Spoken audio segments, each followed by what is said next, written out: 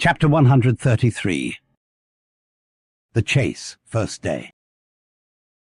That night, in the mid-watch, when the old man, as his wont at intervals, stepped forth from the scuttle in which he leaned, and went to his pivot-hole, he suddenly thrust out his face fiercely, snuffing up the sea air as a sagacious ship's dog will, in drawing nigh to some barbarous isle. He declared that a whale must be near. Soon that peculiar odour, sometimes to a great distance given forth by the living sperm whale, was palpable to all the watch. Nor was any mariner surprised when, after inspecting the compass, and then the dog vane, and then ascertaining the precise bearing of the odour as nearly as possible, Ahab rapidly ordered the ship's course to be slightly altered and the sail to be shortened. The acute policy dictating these movements was sufficiently vindicated at daybreak by the sight of a long sleek on the sea directly and lengthwise ahead, smooth as oil, and resembling in the pleated, watery wrinkles bordering it the polished metallic-like marks of some swift tide-rip at the mouth of a deep, rapid stream. "Man the mastheads! Call all hands!" Thundering with the butts of 3 clubbed handspikes on the forecastle deck, Dagu roused the sleepers with such judgment claps that they seemed to exhale from the scuttle, so instantaneously did they appear with their clothes in their hands. "What do you see?" cried Ahab, flattening his face to the sky. "Nothing, nothing, sir," was the sound hailing down in reply. "To gallant sails, stun sails, alow and aloft and on both sides." All sail being set, he now cast loose the lifeline, reserved for swaying him to the main royal mast head, and in a few moments they were hoisting him thither, when, while but 2/3 of the way aloft, and while peering ahead through the horizontal vacancy between the main topsail and topgallant sail, he raised a gull-like cry in the air. "There she blows! There she blows! A hump like a snow hill! It is Moby Dick!"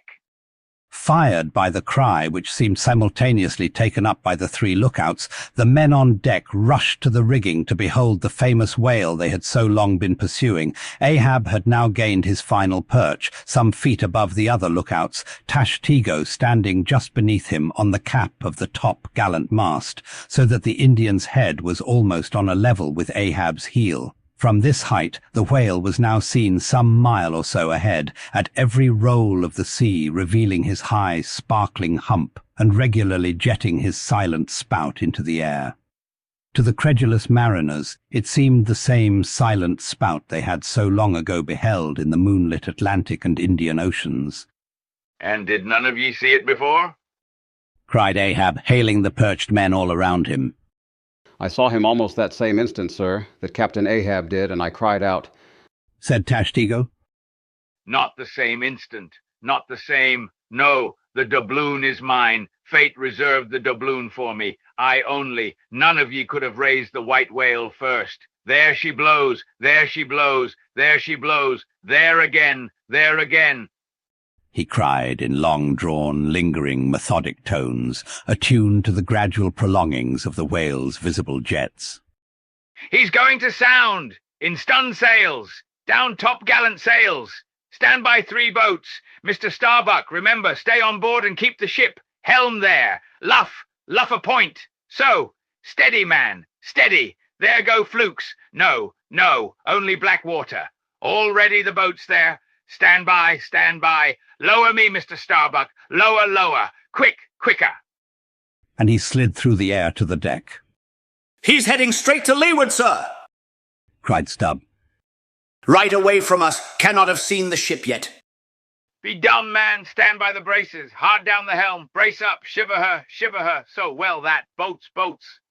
Soon all the boats but Starbuck's were dropped, all the boat sails set, all the paddles plying, with rippling swiftness shooting to leeward, and Ahab heading the onset. A pale death glimmer lit up Fedala's sunken eyes. A hideous motion gnawed his mouth. Like noiseless nautilus shells, their light prows sped through the sea, but only slowly they neared the foe. As they neared him, the ocean grew still more smooth, seemed drawing a carpet over its waves, seemed a noon meadow, so serenely it spread. At length the breathless hunter came so nigh his seemingly unsuspecting prey that his entire dazzling hump was distinctly visible, sliding along the sea as if an isolated thing and continually set in a revolving ring of finest, fleecy, greenish foam. He saw the vast involved wrinkles of the slightly projecting head beyond. Before it, far out on the soft, Turkish rugged waters, went the glistening white shadow from his broad, milky forehead, a musical rippling playfully accompanying the shade, and behind, the blue waters interchangeably flowed over into the moving valley of his steady wake, and on either hand bright bubbles arose and danced by his side. But these were broken again by the light toes of hundreds of gay fowls softly feathering the sea, alternate with their fitful flight.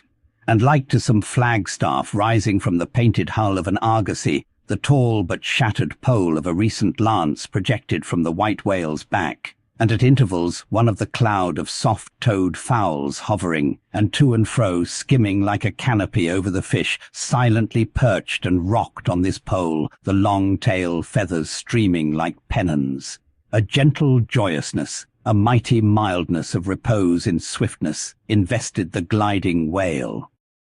Not the white bull Jupiter swimming away with ravished Europa clinging to his graceful horns, his lovely leering eyes sideways intent upon the maid, with smooth bewitching fleetness, rippling straight for the nuptial bower in Crete. Not Jove, not that great majesty supreme, did surpass the glorified white whale as he so divinely swam. On each soft side, coincident with the parted swell, that but once laving him then flowed so wide away, on each bright side the whale shed off enticings. No wonder there had been some among the hunters who, namelessly transported and allured by all this serenity, had ventured to assail it, but had fatally found that quietude but the vesture of tornadoes. Yet calm, enticing calm, O whale, thou glidest on, to all who for the first time eye thee, no matter how many in that same way thou mayst have bejuggled and destroyed before. And thus, through the serene tranquillities of the tropical sea, among waves whose hand-clappings were suspended by exceeding rapture, Moby Dick moved on, still withholding from sight the full terrors of his submerged trunk, entirely hiding the wrenched hideousness of his jaw. But soon the forepart of him slowly rose from the water. For an instant his whole marbleized body formed a high arch, like Virginia's natural bridge, and warningly waving his bannered flukes in the air, the grand god revealed himself, sounded, and went out of sight. Hoveringly halting and dipping on the wing, the white sea-fowls longingly lingered over the agitated pool that he left. With oars apeak and paddles down, the sheets of their sails adrift, the three boats now stilly floated, awaiting Moby Dick's reappearance. An hour, said Ahab, standing rooted in his boat's stern, and he gazed beyond the whale's place, towards the dim blue spaces and wide wooing vacancies to leeward. It was only an instant, for again his eyes seemed whirling round in his head as he swept the watery circle. The breeze now freshened, the sea began to swell. "The birds, the birds!" cried Tashtego. In long Indian file, as when herons take wing, the white birds were now all flying towards Ahab's boat, and when within a few yards began fluttering over the water there, wheeling round and round, with joyous, expectant cries. Their vision was keener than man's. Ahab could discover no sign in the sea, but suddenly as he peered down and down into its depths, he profoundly saw a white living spot, no bigger than a white weasel, with wonderful celerity uprising and magnifying as it rose till it turned, and then there were plainly revealed two long crooked rows of white glistening teeth floating up from the undiscoverable bottom. It was Moby Dick's open mouth and scrolled jaw, his vast shadowed bulk still half blending with the blue of the sea. The glittering mouth yawned beneath the boat like an open-doored marble tomb, and giving one sidelong sweep with his steering oar, Ahab whirled the craft aside from this tremendous apparition. Then, calling upon Fedallah to change places with him, went forward to the bows, and seizing Perth's harpoon, commanded his crew to grasp their oars and stand by to stern. Now, by reason of this timely spinning round the boat upon its axis, its bow, by anticipation, was made to face the whale's head while yet under water. But as if perceiving this stratagem, Moby Dick, with that malicious intelligence ascribed to him, sidelingly transplanted himself, as it were, in an instant, shooting his pleated head lengthwise beneath the boat. Through and through every plank and each rib, it thrilled for an instant, the whale obliquely lying on his back, in the manner of a biting shark, slowly and feelingly taking its bows full within his mouth, so that the long, narrow, scrolled lower jaw curled high up into the open air, and one of the teeth caught in a rowlock. The bluish pearl white of the inside of the jaw was within 6 inches of Ahab's head, and reached higher than that. In this attitude, the white whale now shook the slight cedar as a mildly cruel cat her mouse. With unastonished eyes, Fedallah gazed and crossed his arms, but the tiger-yellow crew were tumbling over each other's heads to gain the uttermost stern. And now, while both elastic gunwales were springing in and out, as the whale dallied with the doomed craft in this devilish way, and from his body being submerged beneath the boat, he could not be darted at from the bows, for the bows were almost inside of him, as it were, and while the other boats involuntarily paused, as before a quick crisis impossible to withstand, then it was that monomaniac Ahab, furious with this tantalizing vicinity of his foe, which placed him all alive and helpless in the very jaws he hated. Frenzied with all this, he seized the long bone with his naked hands, and wildly strove to wrench it from its gripe.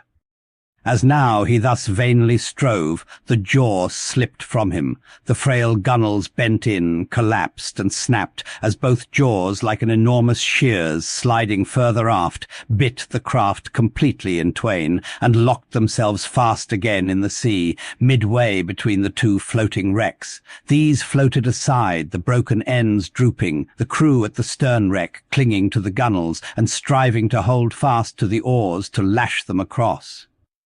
At that preluding moment, ere the boat was yet snapped, Ahab, the first to perceive the whale's intent by the crafty upraising of his head, a movement that loosed his hold for the time. At that moment his hand had made one final effort to push the boat out of the bight, but only slipping further into the whale's mouth, and tilting over sideways as it slipped, the boat had shaken off his hold on the jaw, spilled him out of it as he leaned to the push, and so he fell flat-faced upon the sea. Ripplingly withdrawing from his prey, Moby Dick now lay at a little distance, vertically thrusting his oblong white head up and down in the billows, and at the same time slowly revolving his whole spindled body, so that when his vast, wrinkled forehead rose, some 20 or more feet out of the water, the now rising swells, with all their confluent waves, dazzlingly broke against it, vindictively tossing their shivered spray still higher into the air. So, in a gale, the but half-baffled channel billows only recoil from the base of the Eddystone, triumphantly to overleap its summit with their scud. But soon resuming his horizontal attitude, Moby Dick swam swiftly round and round the wrecked crew, sideways churning the water in his vengeful wake, as if lashing himself up to still another and more deadly assault. The sight of the splintered boat seemed to madden him, as the blood of grapes and mulberries cast before Antiochus's elephants in the Book of Maccabees. Meanwhile Ahab, half smothered in the foam of the whale's insolent tail, and too much of a cripple to swim, though he could still keep afloat, even in the heart of such a whirlpool as that, helpless Ahab's head was seen, like a tossed bubble which the least chance shock might burst. From the boat's fragmentary stern, Fedallah incuriously and mildly eyed him. The clinging crew at the other drifting end could not succour him. More than enough was it for them to look to themselves. For so revolvingly appalling was the white whale's aspect, and so planetarily swift the ever-contracting circles he made, that he seemed horizontally swooping upon them. And though the other boats, unharmed, still hovered hard by, still they dared not pull into the eddy to strike, lest that should be the signal for the instant destruction of the jeopardized castaways, Ahab and all, nor in that case could they themselves hope to escape. With straining eyes, then, they remained on the outer edge of the direful zone, whose centre had now become the old man's head. Meantime, from the beginning, all this had been descried from the ship's mast heads, and squaring her yards, she had borne down upon the scene, and was now so nigh that Ahab in the water hailed her. "Sail on there." But that moment a breaking sea dashed on him from Moby Dick and whelmed him for the time, but struggling out of it again and chancing to rise on a towering crest, he shouted, "Sail on the whale! Drive him off!" The Pequod's prow was pointed, and breaking up the charmed circle, she effectually parted the white whale from his victim. As he sullenly swam off, the boats flew to the rescue, dragged into Stubbs' boat with bloodshot, blinded eyes, the white brine caking in his wrinkles. The long tension of Ahab's bodily strength did crack, and helplessly he yielded to his body's doom, for a time lying all crushed in the bottom of Stubbs' boat, like one trodden under foot of herds of elephants. Far inland, nameless wails came from him, as desolate sounds from out ravines. But this intensity of his physical prostration did but so much the more abbreviate it. In an instant's compass, great hearts sometimes condense to one deep pang, the sum total of those shallow pains kindly diffused through feebler men's whole lives. And so, such hearts, though summary in each one's suffering, still, if the gods decree it, in their lifetime aggregate a whole age of woe, wholly made up of instantaneous intensities, for even in their pointless centres those noble natures contain the entire circumferences of inferior souls. "The harpoon!" said Ahab, halfway rising and draggingly leaning on one bended arm. "Is it safe?" Aye, sir, for it was not darted. This is it, said Stubb, showing it. "Lay it before me. Any missing men?" 1, 2, 3, 4, 5. There were 5 oars, sir, and here are 5 men. "That's good. Help me, man. I wish to stand. So, I see him. There, going to leeward still. What a leaping spout. Hands off from me. The eternal sap runs up in Ahab's bones again. Set the sail. Out oars. The helm." It is often the case that when a boat is stove, its crew, being picked up by another boat, help to work that second boat, and the chase is thus continued with what is called double-banked oars. It was thus now. But the added power of the boat did not equal the added power of the whale, for he seemed to have treble-banked his every fin, swimming with a velocity which plainly showed that if now, under these circumstances, pushed on, the chase would prove an indefinitely prolonged, if not a hopeless one. Nor could any crew endure for so long a period such an unintermitted, intense straining at the oar, a thing barely tolerable only in some one brief vicissitude.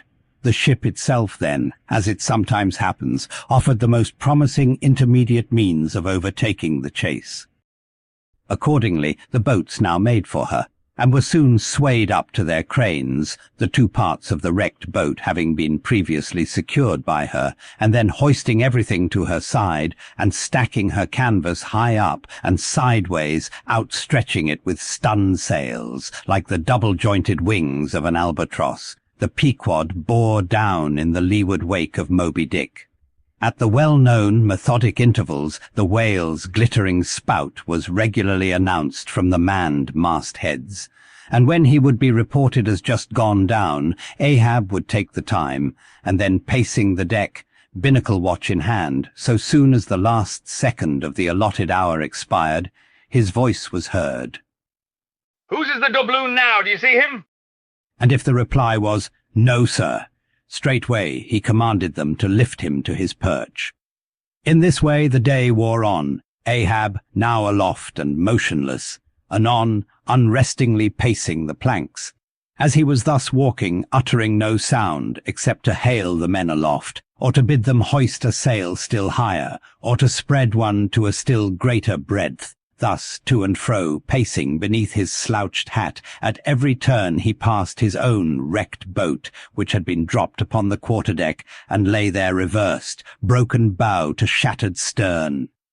At last he paused before it, and as in an already overclouded sky fresh troops of clouds will sometimes sail across, so over the old man's face there now stole some such added gloom as this.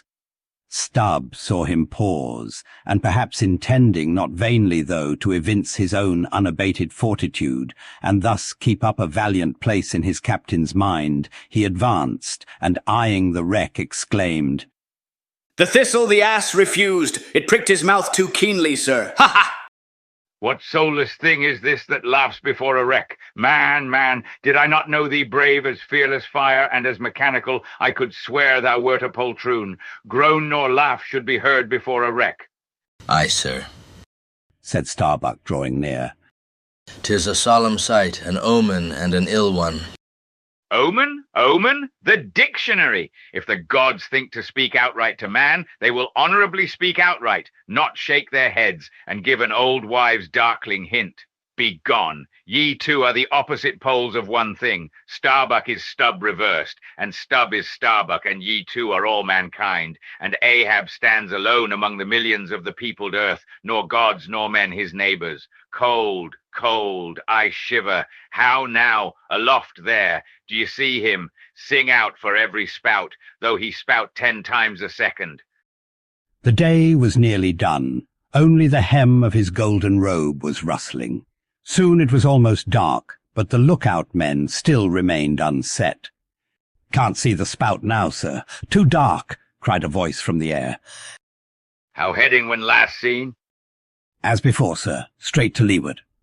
Good. He will travel slower now 'tis night. Down royals and top-gallant stun-sails, Mr. Starbuck. We must not run over him before morning. He's making a passage now, and may heave to a while.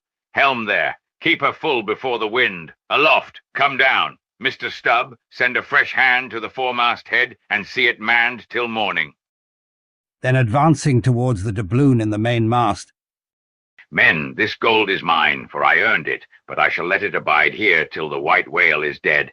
And then, whosoever of ye first raises him upon the day he shall be killed, this gold is that man's. And if on that day I shall again raise him, then 10 times its sum shall be divided among all of ye. Away now, the deck is thine, sir." and so saying, he placed himself halfway within the scuttle, and slouching his hat, stood there till dawn, except when at intervals rousing himself to see how the night wore on. Chapter 134. The Chase, second day. At daybreak, the 3 mastheads were punctually manned afresh. "Do you see him?" cried Ahab, after allowing a little space for the light to spread. "See nothing, sir." "Turn up all hands and make sail. He travels faster than I thought for. The top-gallant sails. Aye, they should have been kept on her all night. But no matter, 'tis but resting for the rush." Here be it said that this pertinacious pursuit of one particular whale, continued through day into night and through night into day, is a thing by no means unprecedented in the South Sea fishery. For such is the wonderful skill, prescience of experience, and invincible confidence acquired by some great natural geniuses among the Nantucket commanders, that from the simple observation of a whale when last descried, they will, under certain given circumstances, pretty accurately foretell both the direction in which he will continue to swim for a time, while out of sight, as well as his probable rate of progression during that period.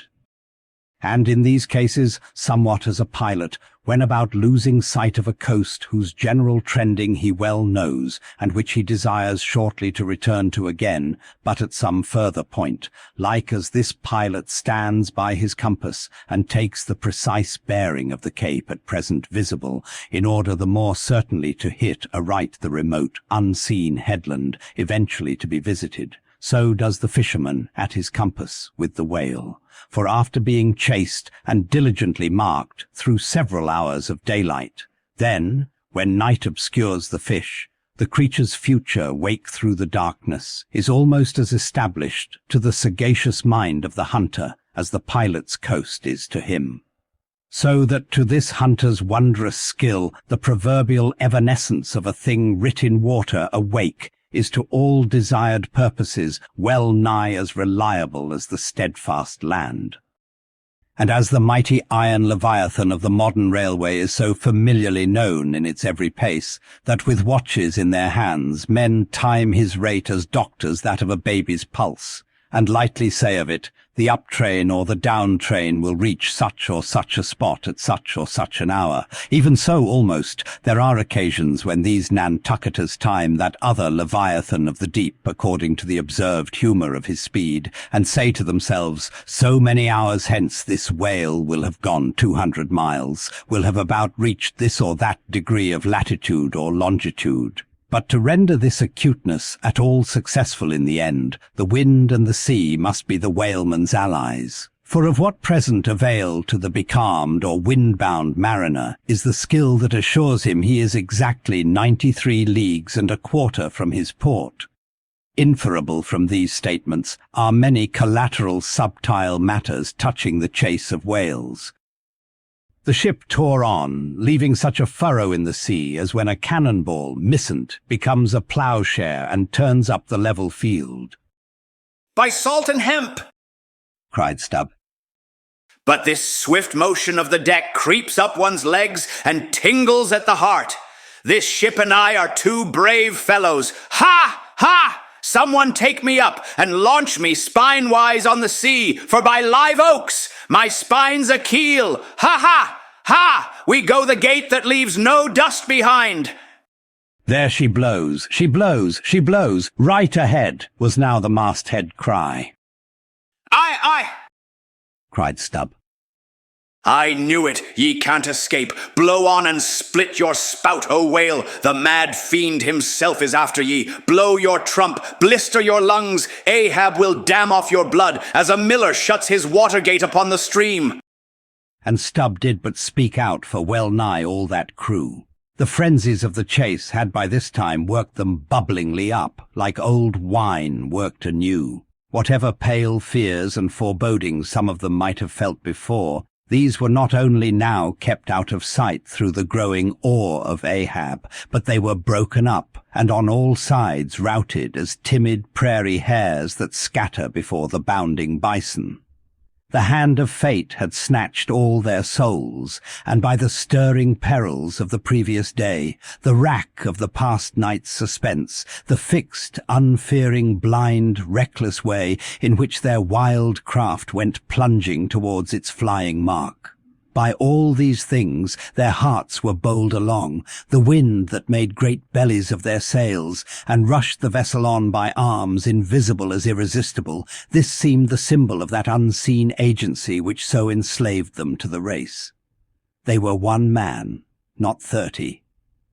For as the one ship that held them all, though it was put together of all contrasting things, oak and maple and pine wood, iron and pitch and hemp, yet all these ran into each other in the one concrete hull, which shot on its way, both balanced and directed by the long central keel. Even so, all the individualities of the crew, this man's valour, that man's fear, guilt and guiltlessness, all varieties were welded into oneness, and were all directed to that fatal goal which Ahab their one lord and keel did point to. The rigging lived. The mastheads, like the tops of tall palms, were outspreadingly tufted with arms and legs. Clinging to a spar with one hand, some reached forth the other with impatient wavings. Others, shading their eyes from the vivid sunlight, sat far out on the rocking yards, all the spars in full bearing of mortals, ready and ripe for their fate. Ah, how they still strove through that infinite blueness to seek out the thing that might destroy them. Why sing ye not out for him if ye see him? Cried Ahab, when, after the lapse of some minutes since the first cry, no more had been heard. Sway me up, men. Ye have been deceived. Not Moby Dick casts one odd jet that way, and then disappears. It was even so. In their headlong eagerness, the men had mistaken some other thing for the whale's spout, as the event itself soon proved.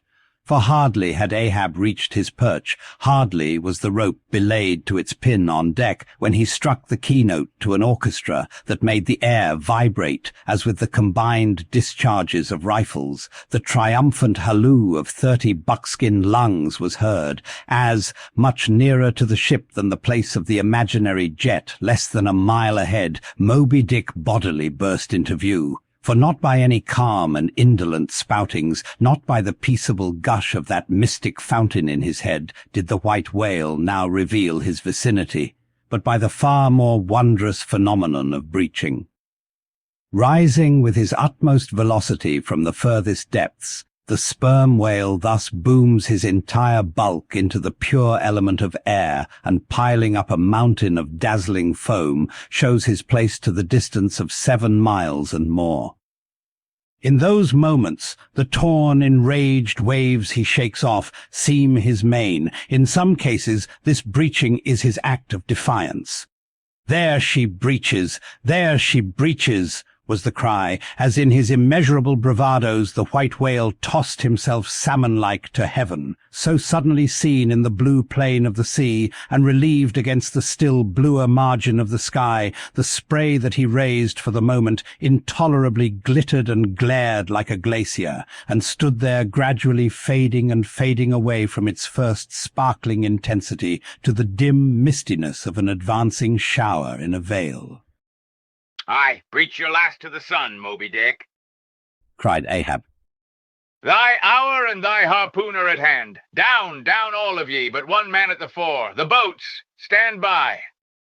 Unmindful of the tedious rope ladders of the shrouds, the men, like shooting stars, slid to the deck by the isolated backstays and halyards, while Ahab, less dartingly but still rapidly, was dropped from his perch.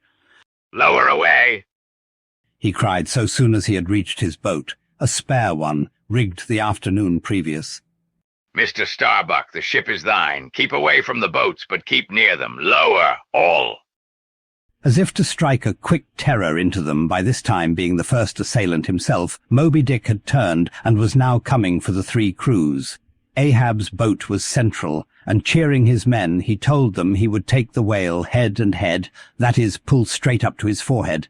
A not uncommon thing, for when within a certain limit such a course excludes the coming onset from the whale's sidelong vision. But ere that close limit was gained, and while yet all 3 boats were plain as the ship's 3 masts to his eye, the white whale, churning himself into furious speed, almost in an instant as it were, rushing among the boats with open jaws and a lashing tail, offered appalling battle on every side, and heedless of the irons darted at him from every boat, seemed only intent on annihilating each separate plank of which those boats were made. But skillfully manoeuvred, incessantly wheeling like trained chargers in the field, the boats for a while eluded him, though at times but by a plank's breadth, while all the time Ahab's unearthly slogan tore every other cry but his to shreds. But at last, in his untraceable evolutions, the white whale so crossed and recrossed, and in 1,000 ways entangled the slack of the 3 lines now fast to him, that they foreshortened and of themselves warped the devoted boats towards the planted irons in him, though now for a moment the whale drew aside a little, as if to rally for a more tremendous charge. Seizing that opportunity, Ahab first paid out more line, and then was rapidly hauling and jerking in upon it again, hoping that way to disencumber it of some snarls, when lo, a sight more savage than the embattled teeth of sharks.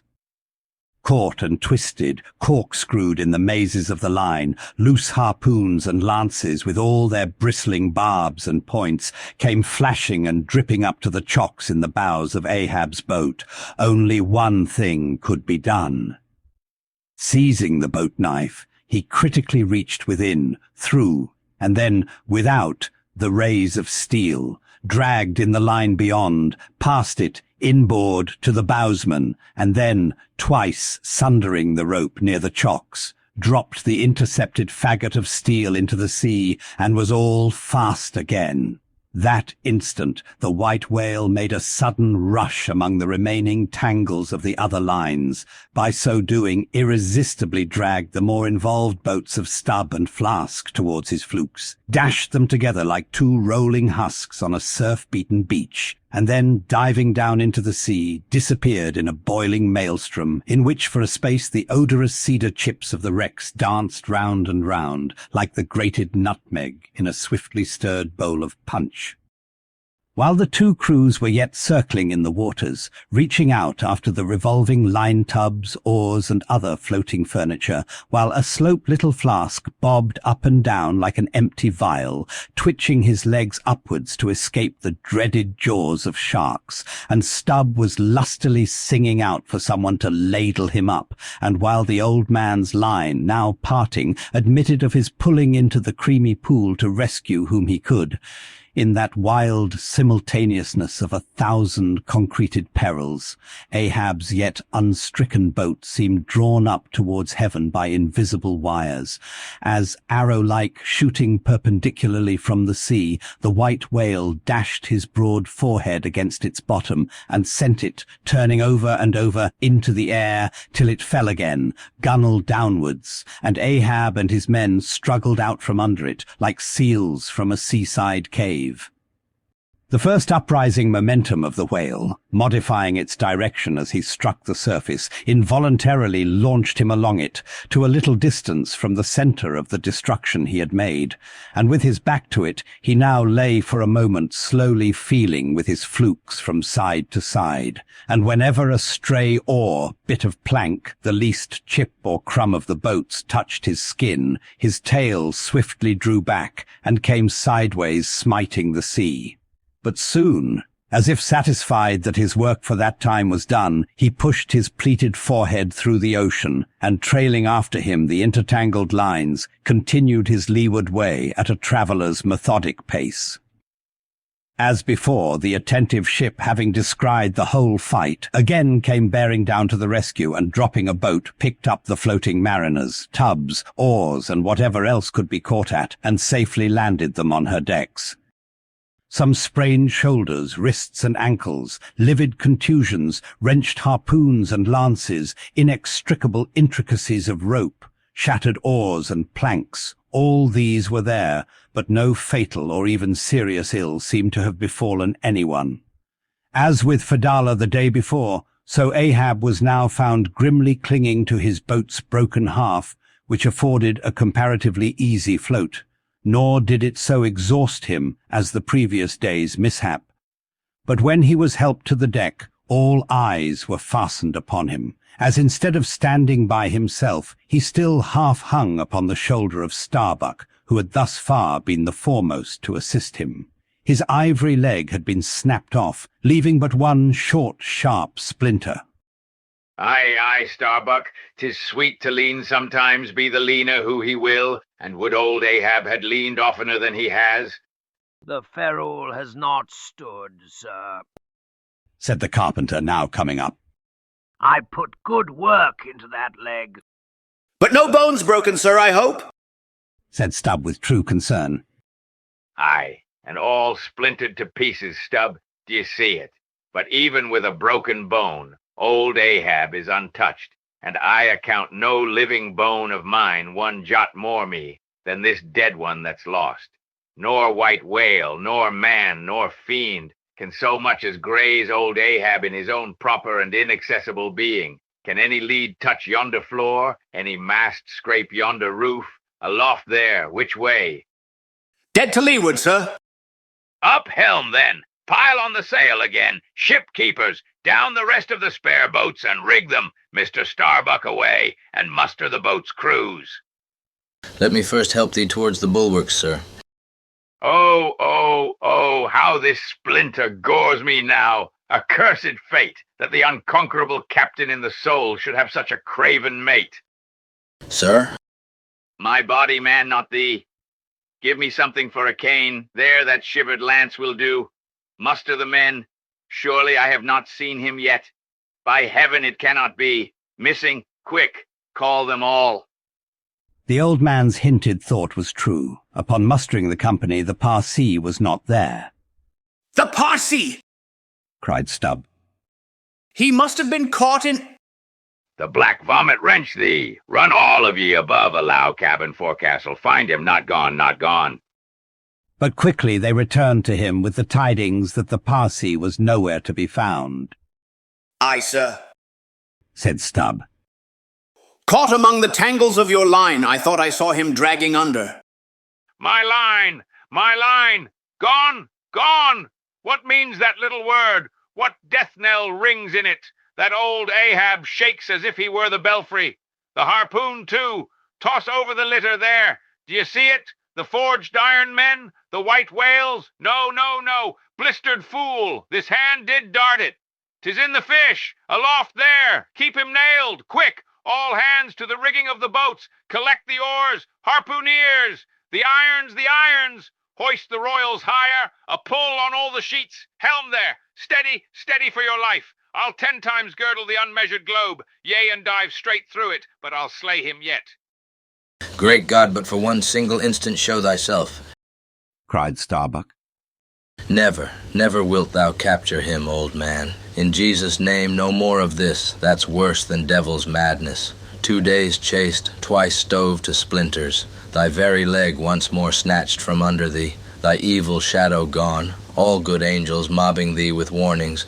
What more wouldst thou have? Shall we keep chasing this murderous fish till he swamps the last man? Shall we be dragged by him to the bottom of the sea? Shall we be towed by him to the infernal world? Oh, oh, impiety and blasphemy to hunt him more. Starbuck, of late I felt strangely moved to thee. Ever since that hour we both saw, thou knowst what, in one another's eyes. But in this matter of the whale, be the front of thy face to me as the palm of this hand. A lipless, unfeatured blank. Ahab is forever Ahab, man. This whole act's immutably decreed. 'Twas rehearsed by thee and me 1 billion years before this ocean rolled. Fool, I am the fate's lieutenant. I act under orders. Look thou, underling, that thou obeyest mine. Stand round me, men. Ye see an old man cut down to the stump, leaning on a shivered lance, propped up on a lonely foot. 'Tis Ahab, his body's part. But Ahab's soul's a centipede that moves upon 100 legs. I feel strained, half-stranded, as ropes that tow dismasted frigates in a gale, and I may look so. But ere I break, ye'll hear me crack, and till ye hear that, know that Ahab's hawser tows his purpose yet. Believe ye, men, in the things called omens, then laugh aloud and cry encore.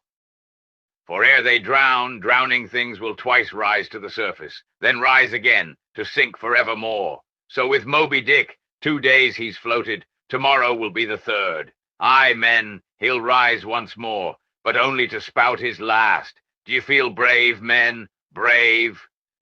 As fearless fire, cried Stubb. And as mechanical?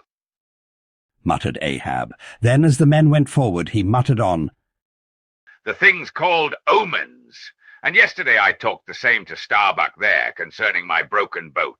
Oh, how valiantly I seek to drive out of others' hearts what's clinched so fast in mine. The Parsee, gone, gone. And he was to go before, but still was to be seen again ere I could perish. How's that? There's a riddle now might baffle all the lawyers backed by the ghosts of the whole line of judges. Like a hawk's beak it pecks my brain. I'll solve it, though. When dusk descended, the whale was still in sight to leeward. So once more the sail was shortened, and everything passed nearly as on the previous night. Only the sound of hammers and the hum of the grindstone was heard till nearly daylight, as the men toiled by lanterns in the complete and careful rigging of the spare boats and sharpening their fresh weapons for the morrow. Meantime, of the broken keel of Ahab's wrecked craft, the carpenter made him another leg. While still, as on the night before, slouched, Ahab stood fixed within his scuttle, his hid, heliotrope glance anticipatingly gone backward on its dial, set due eastward for the earliest sun. Chapter 135. The chase, third day.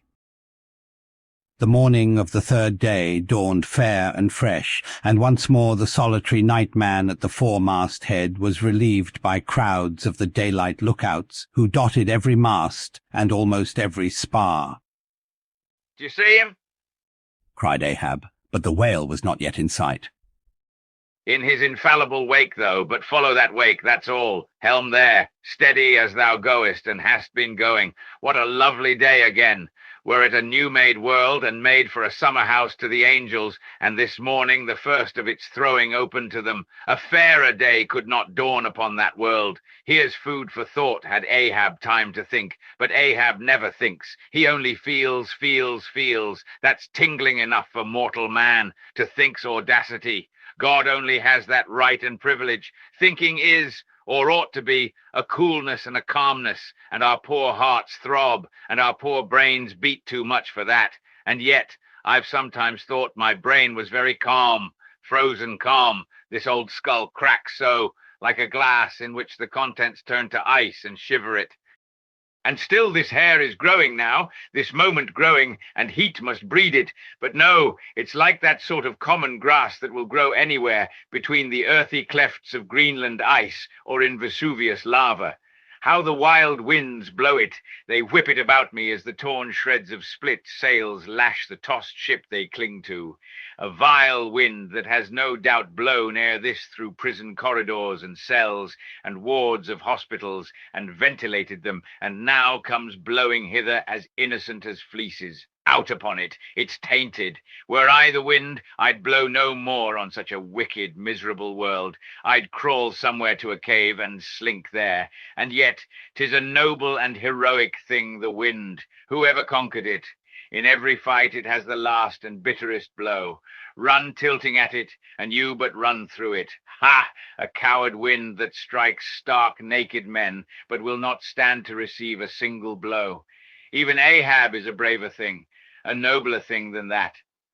Would now the wind but had a body, but all the things that most exasperate and outrage mortal man, all these things are bodiless, but only bodiless as objects, not as agents. There's a most special, a most cunning, oh, a most malicious difference. And yet, I say again, and swear it now, that there's something all glorious and gracious in the wind, these warm trade winds at least, that in the clear heavens blow straight on, in strong and steadfast, vigorous mildness, and veer not from their mark, however the baser currents of the sea may turn and tack, and mightiest Mississippis of the land swift and swerve about, uncertain where to go at last.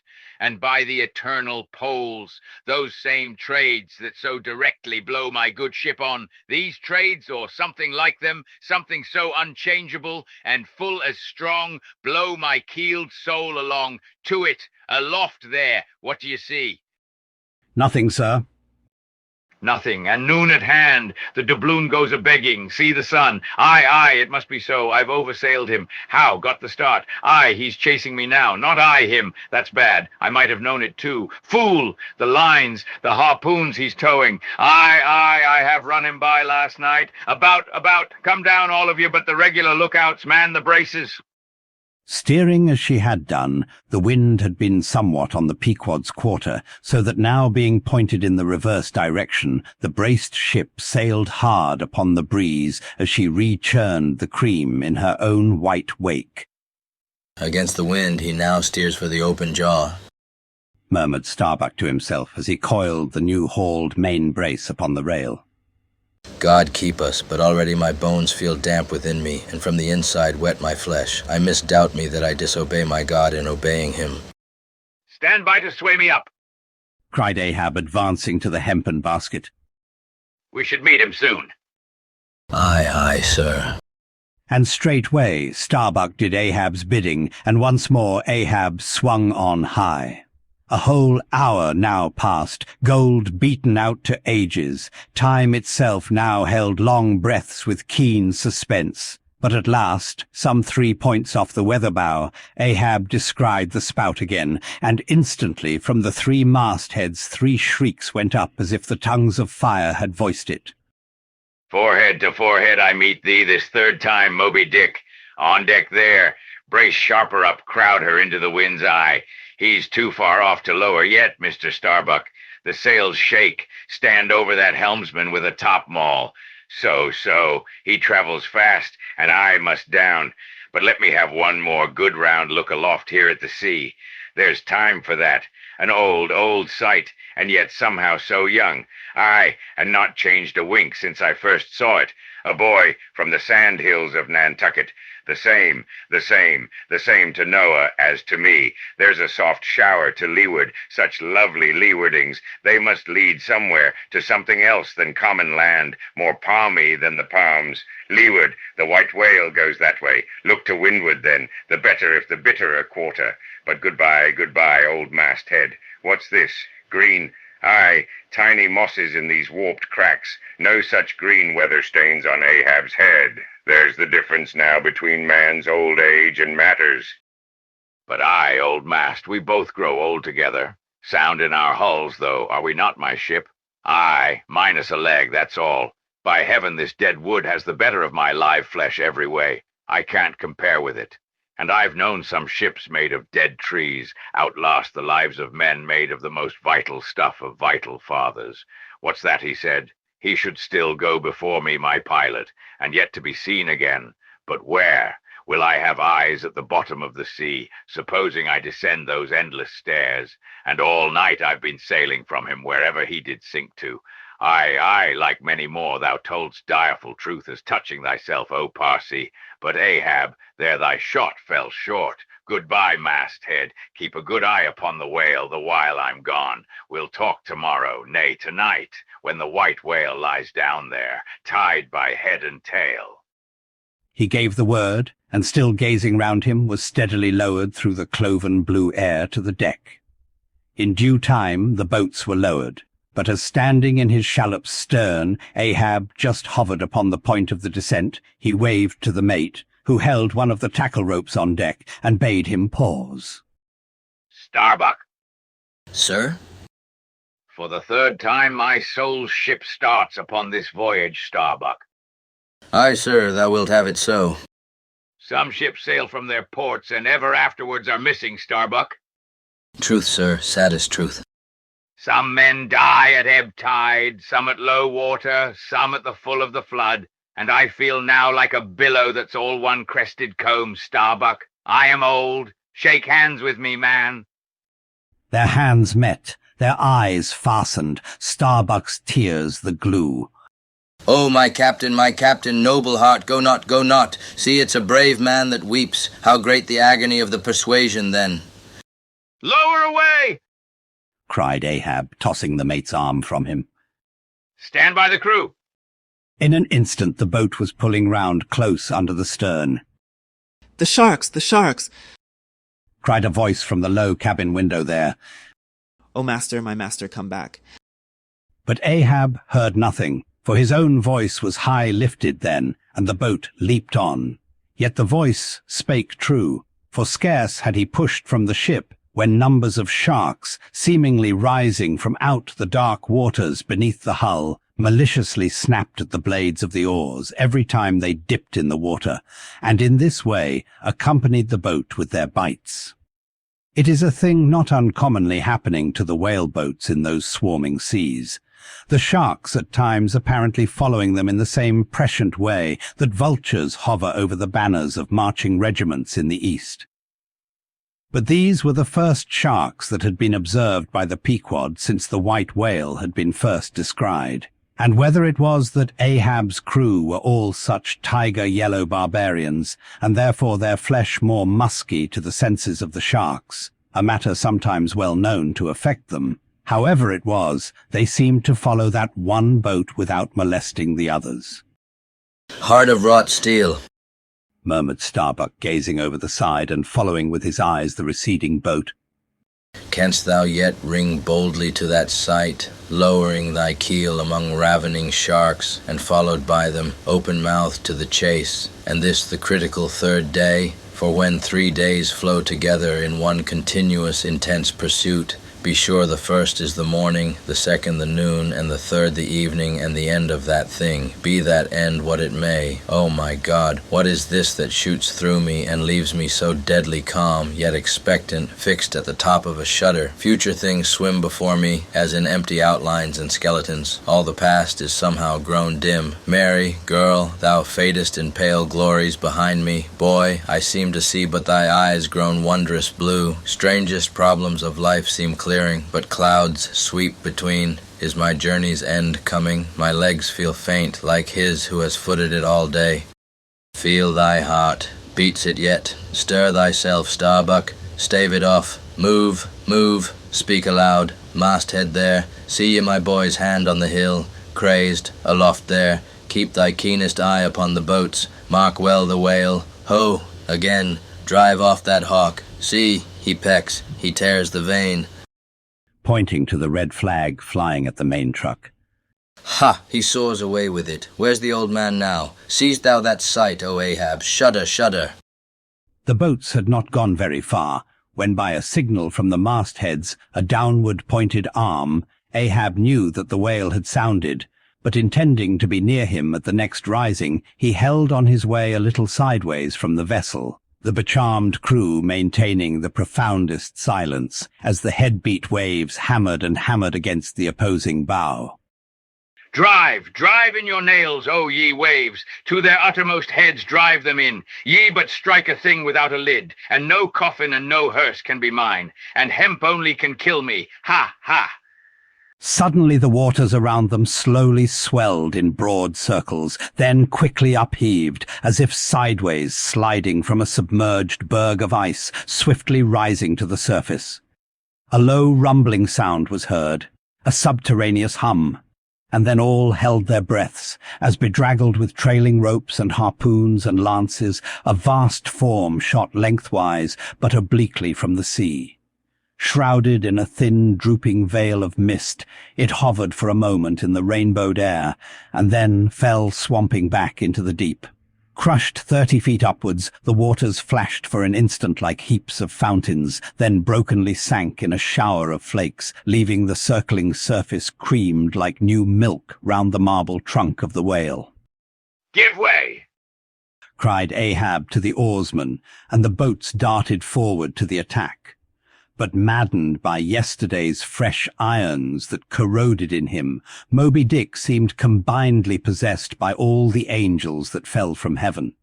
The wide tiers of welded tendons overspreading his broad white forehead beneath the transparent skin looked knitted together, as head-on he came churning his tail among the boats, and once more flailed them apart, spilling out the irons and lances from the two mates' boats, and dashing in one side of the upper part of their bows, but leaving Ahab's almost without a scar.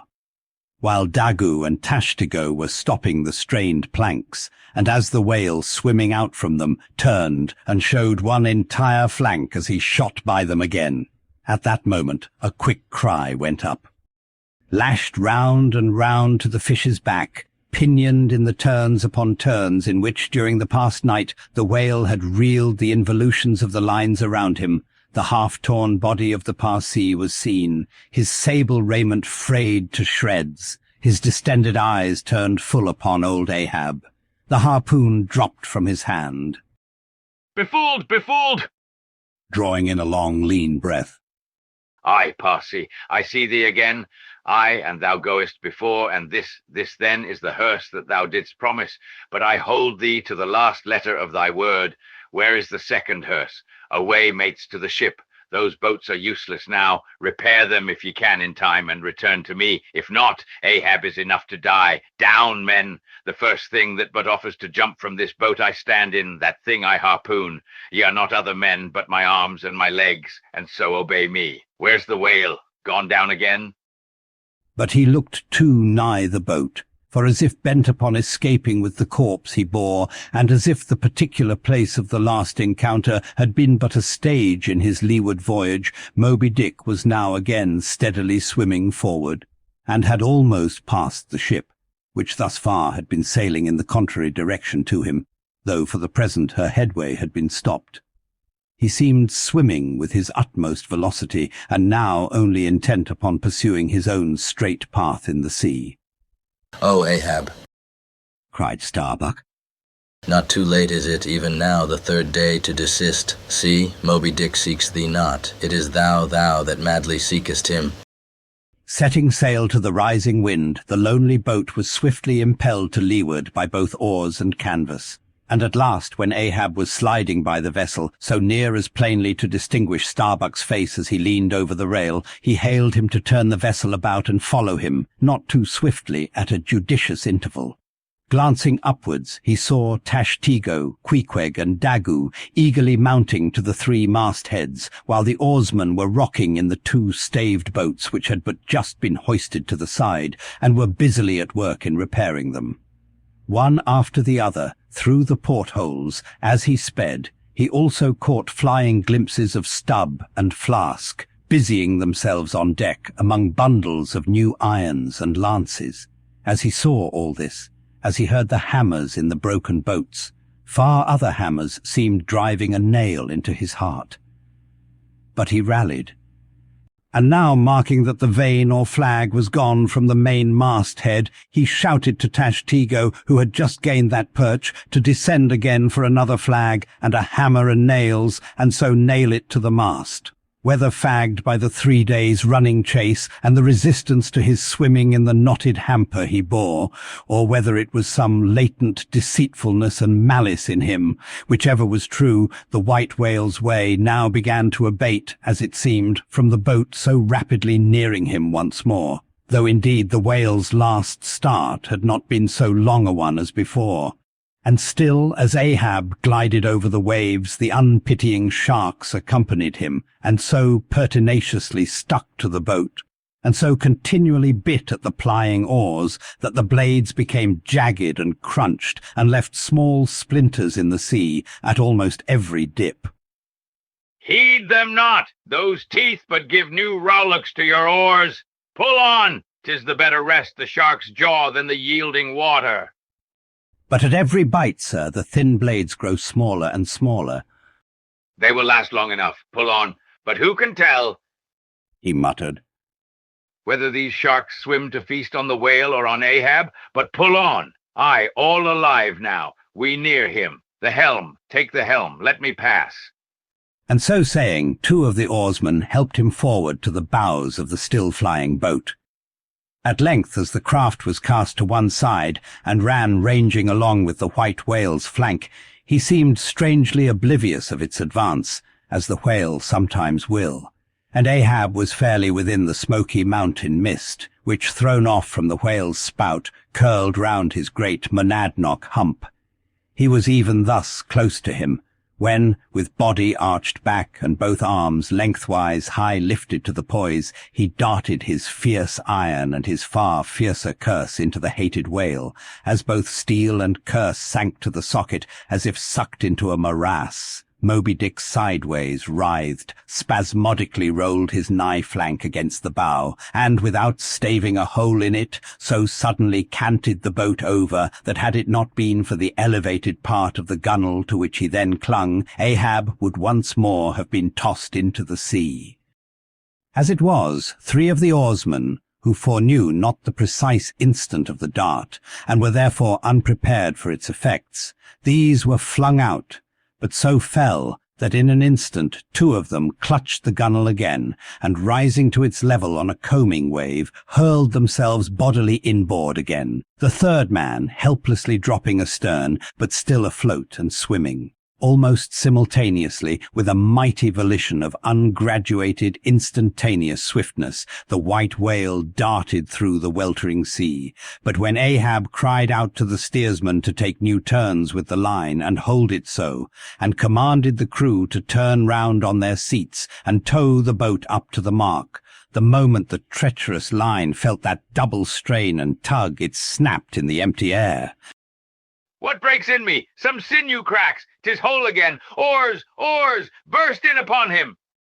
Hearing the tremendous rush of the sea-crashing boat, the whale wheeled round to present his blank forehead at bay. But in that evolution, catching sight of the nearing black hull of the ship, seemingly seeing in it the source of all his persecutions, bethinking it, it may be, a larger and nobler foe. Of a sudden he bore down upon its advancing prow, smiting his jaws amid fiery showers of foam.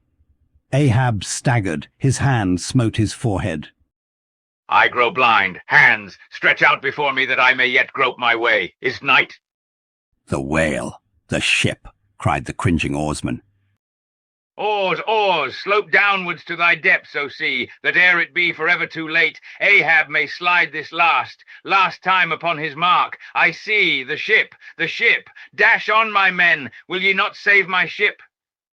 But as the oarsmen violently forced their boat through the sledge-hammering seas, the before whale-smitten bow ends of 2 planks burst through, and in an instant almost, the temporarily disabled boat lay nearly level with the waves, its half-wading, splashing crew trying hard to stop the gap and bail out the pouring water.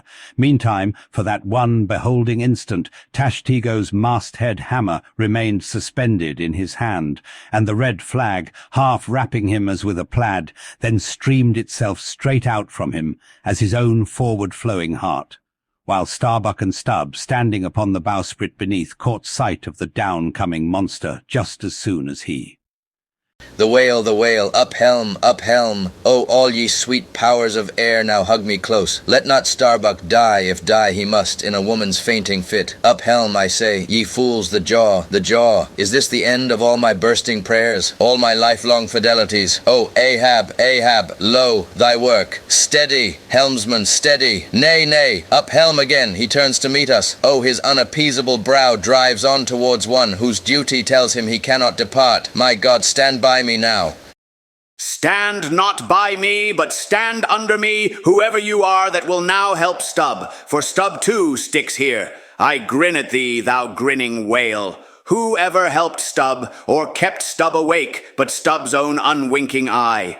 And now poor Stubb goes to bed upon a mattress that is all too soft. Would it were stuffed with brushwood. I grin at thee, thou grinning whale. Look ye, sun, moon, and stars. I call ye assassins of as good a fellow as ever spouted up his ghost. For all that, I would yet ring glasses with ye. Would ye but hand the cup. Oh, thou grinning whale. But there'll be plenty of gulping soon. Why fly ye not, O Ahab? For me, off shoes and jacket to it. Let Stubb die in his drawers. A most mouldy and over-salted death, though. Cherries. Oh, flask, for one red cherry ere we die. Cherries. I only wish that we were where they grow. Oh, Stubb, I hope my poor mother's drawn my part pay ere this. If not, few coppers will now come to her, for the voyage is up.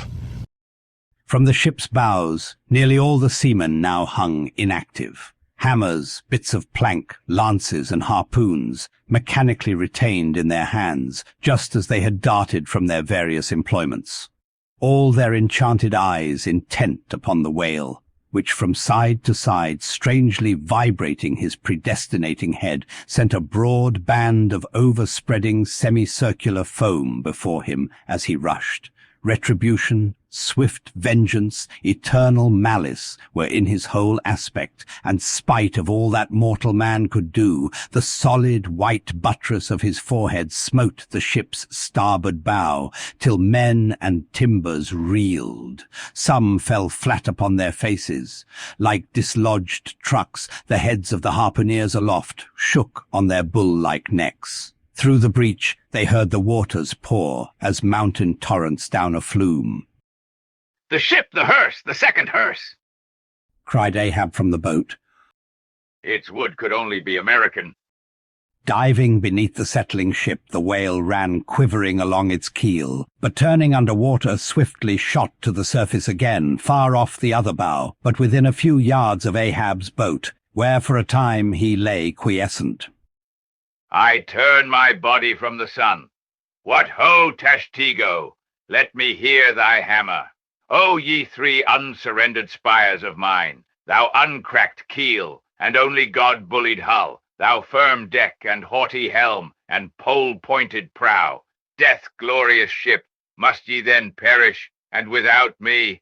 Am I cut off from the last fond pride of meanest shipwrecked captains? Oh, lonely death on lonely life! Oh, now I feel my topmost greatness lies in my topmost grief. Ho, ho, from all your furthest bounds, pour ye now in, ye bold billows of my whole foregone life, and top this one piled coma of my death.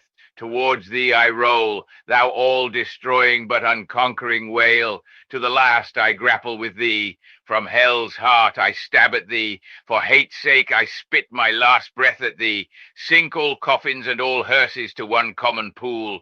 And since neither can be mine, let me then tow to pieces, while still chasing thee, though tied to thee, thou damned whale. Thus I give up the spear. The harpoon was darted. The stricken whale flew forward. With igniting velocity the line ran through the groove, ran foul. Ahab stooped to clear it. He did clear it, but the flying turn caught him round the neck, and voicelessly, as Turkish mutes bowstring their victim, he was shot out of the boat ere the crew knew he was gone. Next instant, the heavy ice-splice in the rope's final end flew out of the stark empty tub, knocked down an oarsman, and smiting the sea, disappeared in its depths. For an instant, the tranced boat's crew stood still, then turned. The ship! Great God! Where is the ship? Soon they, through dim, bewildering mediums, saw her sidelong fading phantom, as in the gaseous Fata Morgana. Only the uppermost masts out of water, while fixed by infatuation or fidelity or fate to their once lofty perches, the pagan harpooneers still maintained their sinking lookouts on the sea. And now concentric circles seized the lone boat itself, and all its crew, and each floating oar, and every lance pole and spinning, animate and inanimate, all round and round in one vortex, carried the smallest chip of the Pequod out of sight. But as the last whelmings intermixingly poured themselves over the sunken head of the Indian at the mainmast, leaving a few inches of the erect spar yet visible, together with long streaming yards of the flag, which calmly undulated, with ironical coincidings, over the destroying billows they almost touched. At that instant, a red arm and a hammer hovered backwardly uplifted in the open air, in the act of nailing the flag faster and yet faster to the subsiding spar.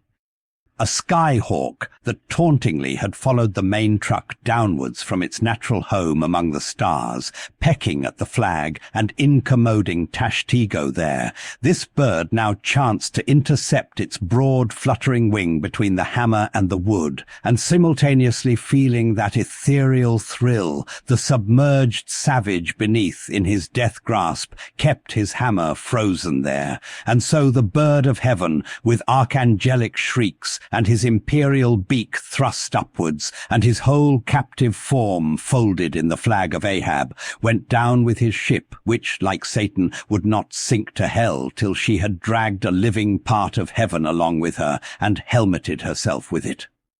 Now small fowls flew screaming over the yet yawning gulf.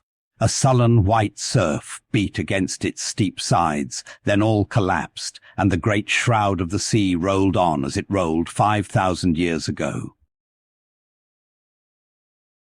Epilogue. And I only am escaped alone to tell thee, Job. The drama's done. Why then here does anyone step forth? Because one did survive the wreck. It so chanced that after the Parsee's disappearance I was he whom the fates ordained to take the place of Ahab's bowsman, when that bowsman assumed the vacant post, the same who, when on the last day the three men were tossed from out the rocking boat, was dropped astern. So, floating on the margin of the ensuing scene, and in full sight of it, when the half-spent suction of the sunk ship reached me, I was then, but slowly, drawn towards the closing vortex. When I reached it, it had subsided to a creamy pool. Round and round then, and ever contracting towards the button-like black bubble at the axis of that slowly wheeling circle, like another Ixion I did revolve. Till, gaining that vital centre, the black bubble upward burst, and now, liberated by reason of its cunning spring, and owing to its great buoyancy, rising with great force, the coffin life-buoy shot lengthwise from the sea, fell over, and floated by my side. Buoyed up by that coffin for almost one whole day and night, I floated on a soft and dirge-like main. The unharming sharks, they glided by as if with padlocks on their mouths. The savage sea-hawks sailed with sheathed beaks. On the second day, a sail drew nearer, and picked me up at last. It was the devious cruising Rachel that in her retracing search after her missing children only found another orphan. Finis,